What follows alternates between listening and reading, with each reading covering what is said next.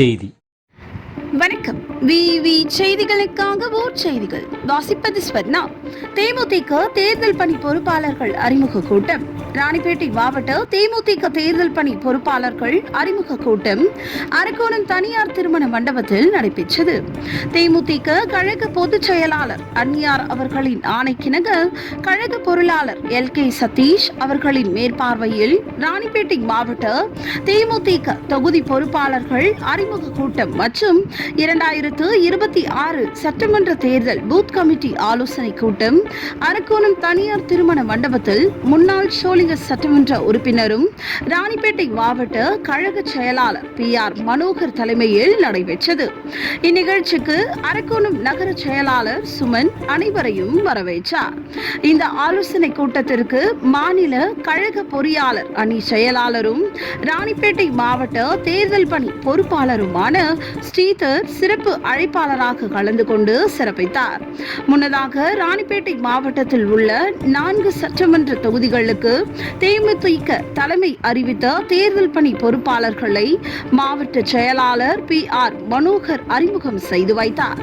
அதில் மாவட்ட அவைத்தலைவர் காசிநாதன் ராணிப்பேட்டை சட்டமன்ற தேர்தல் பணி பொறுப்பாளராகவும், மாவட்ட பொருளாளர் அசோகன் சோளிங்க சட்டமன்ற தேர்தல் பணி பொறுப்பாளராகவும், மாவட்ட துணை செயலாளர்கள் தினேஷ்குமார் அரக்கோணம் சட்டமன்ற தேர்தல் பணி பொறுப்பாளராகவும், ஹேமலதா பாலாஜி ஆற்காடு சட்டமன்ற தேர்தல் பணி பொறுப்பாளராக அறிமுகம் செய்து வைத்து உரையாற்றினார்.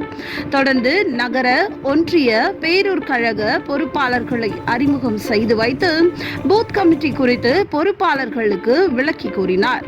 இந்நிகழ்ச்சியில் மாவட்ட, ஒன்றிய, நகர, பேரூர் கழக பொறுப்பாளர்கள் என பலர் கலந்து கொண்டனர். விவி செய்திகளுக்காக விஜய் மற்றும் பாஸ்கர். நம்ம உண்மையா இருக்கக்கூடாது. நம்ம அடுத்தவங்களை கேள்வி கேட்கிற அளவுக்கு நம்ம இருக்கணும். பூத் கமிட்டியானது இது வரைக்கும் மாவட்ட செயலாளர் ஒரு மீட்டிங்ல தலைமையில போய் உட்கார்ந்தாங்க. தலைமையில மாவட்ட செயலாளர் சொல்றேன் நான் வெளியே வந்து சொல்றேன், பூத்து போடுவாங்க. ஆடா போய் இந்த மாவட்ட செயலர் எப்ப பார்த்தாலும் பூத்து போடு அடிக்கிற எங்கேயா பூத்து சொல்லணும். அப்படி கிடையாது. நம்மளால முடியும். நம்ம தேடி போகணும். நம்ம நிர்வாகிகள் பழைய நிர்வாகம் நிறைய பேர் நம்ம டச் பண்ணவே கிடையாது. ஒவ்வொரு பூத்துக்கும் 10 பேர் இருக்கிறோம். நமக்கு தலைமை கேட்டது முதல்ல 2 பேர் கேட்டாங்க, அப்புறம் 5 பேர் கேட்டாங்க. 5 பேர் இப்போ உறுதி ஆயிடுச்சு. அந்த 5 பேரும் போறது நகர ஒன்றியச்சாலும் அந்த 11 நிர்வாகிகள் சேர்ந்து ஒவ்வொரு வார்டா போனீங்கன்னா கண்டிப்பா பூத்து சேர்க்கிறோம். இதுல ஒரு போட்டி.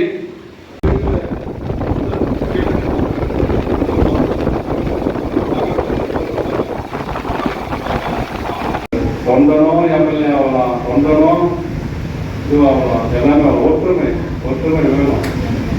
இப்போ நெகிழி நகரத்துல பேராட்சியில போயிட்டு நம்மளால பலன் தோண்டிக்கிற விஷயம் நம்மளுக்கு மட்டும் கிடையாது. நம்ம கட்சிக்கும் கேப்டனுக்கு பலன் தோன்றோம். இது இருக்கக்கூடாது. சரி, நான் கேட்கிறேன் ஒண்ணு கேட்கிறேன்.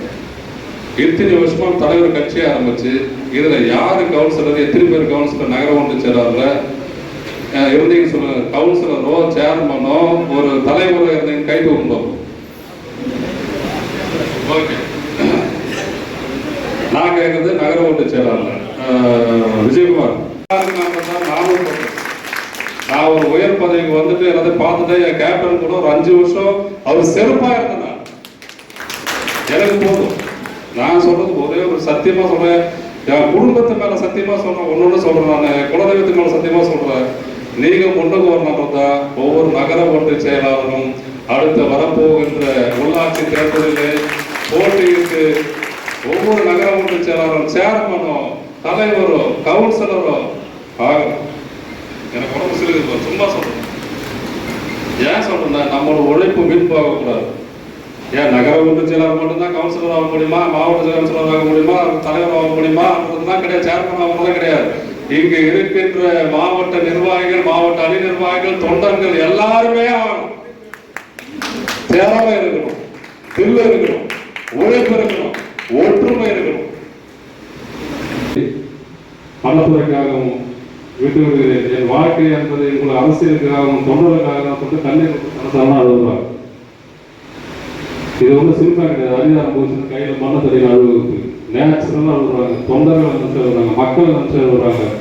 ஏன்னா அந்த தலைவர் இருந்த போதும் அந்நியாருக்கு அந்த அருமை தெரியவில்லை. தலைவர் இருந்த பிற்பாடு லட்சோப மக்கள் அவர்களுக்கு கண்ணீர் சிந்தனை பார்த்துட்டு அவங்களே சொல்றாங்க, இவ்வளோ ஆளுங்க வந்து நம்ம தலைவருக்கு இருக்குது, நம்மளும் ஒரு சேவை செய்யணும் மக்களுக்கு அந்த ஒரு இறக்க குணத்தோட சொல்றாங்க. அதுதான் சொல்றேன்.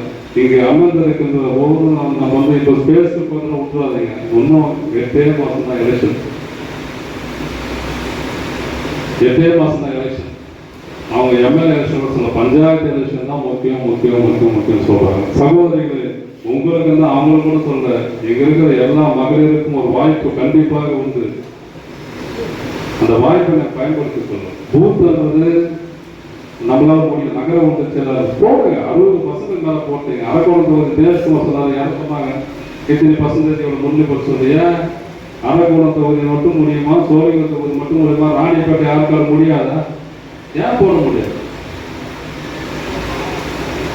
ராணிப்பேட்டை தொகுதியும் போட முடியும், ஆற்காடு தொகுதியும் போட முடியும். நிர்வாகிகள் ஒன்று கூட வேண்டும், ஒன்று கூடி போடுங்க. நம்ம ஒன்றும் கட்சியில ஏன்னா இப்போ நான் மட்டும் வந்து அந்த எம்எல்ஏ நிற்கிறதா என்னோட போகிறது. இப்போ வரப்போற பஞ்சாயத்து எலெக்ஷன்ல ஒவ்வொரு வார்டுலையும் ஒரு வேட்பாளர் நிற்க போறீங்க. ஒருத்தர் ஏன் இது பண்ணிக்கிறீங்க சொல்லுங்க. ஒருத்தர் ஏன் பண்ணுங்க, எல்லாருமே ஒற்றுமையா இருந்து நம்மளோட கட்சியை பலப்படுத்தணும். ஏன்னா நம்ம கேப்டன் சொல்ற மாதிரி நம்ம வீட்டில் இருக்கிறவங்க சொல்ல வைக்க வேண்டிய பொறுப்பு யாருக்கிட்ட இருக்குன்னா உங்ககிட்ட தான். அப்போ நீ ஒரு மாவட்ட கவுன்சிலரோ, ஒன்றிய கவுன்சிலரோ, வார்டு கவுன்சிலரோ போய் உங்க வீட்டில் நின்றுப்பார். உனக்கு ஆர்டி கொடுத்து வரவேற்பு கொடுப்பாங்க. நீ எப்போ பார்த்தாலும் கட்சி சுத்திட்டு இருக்கிற காசு செலவு பண்ணியிருந்த வீட்டில் இருக்கிறவங்க போய் நீ உன் வேலையை பார்த்துக்கோ, நான் என் வேலையை பார்த்துக்கணும்னு சொல்லுவாங்க. உண்மைதானே அது? நம்ம மகளிர் நீங்க சொல்லுங்க, உண்மைதானே அது? கேப்டன் சொல்லியிருந்தா முடியுமா அப்படின்னு சொல்றாங்க. கேப்டனுக்கு நிக்கிற இன்னைக்கு சொல்றேன் கேளுங்க, நான் கேப்டனுடைய கட்சியில் இருக்கிறேன்னு சொன்னாவே பெண்கள் வரவேற்கிறது, குடும்பம் வரவேற்கிற நிலைமை கேப்டன் உருவாக்கி போயிருக்காரு.